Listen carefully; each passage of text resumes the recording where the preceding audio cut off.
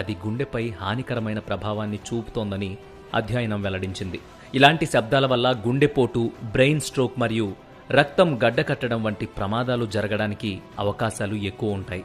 అధిక శబ్దాలు విన్నప్పుడు గుండె పై భాగంలోని 2 గదులకు రక్తం సరిగా చేరదు. దీని కారణంగా క్రింది గదుల్లో రక్త ప్రసరణ కూడా దెబ్బతింటుంది. అది గుండెపోటుకు దారితీస్తుంది. 15 నిమిషాల పాటు 50 నుంచి 70 డెసిబుల్స్ కంటే ఎక్కువ శబ్దం వింటే అది ఒక వ్యక్తి యొక్క గుండెను ప్రభావితం చేస్తుంది.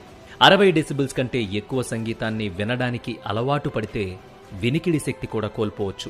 మానవ శరీరానికి సంగీతం ఒక థెరపీ లాంటిది.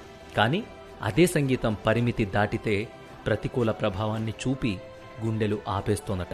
వినోదం కోసం సంగీతం వినడం తప్పు కాదు, కానీ ఆ వినోదం ఖరీదు ఒక మనిషి ప్రాణం కాకుండా చూసుకోవడం అందరి బాధ్యత. అందుకే ఈ ముఖ్యమైన సమాచారాన్ని ప్రతి ఒక్కరికి షేర్ చేయండి.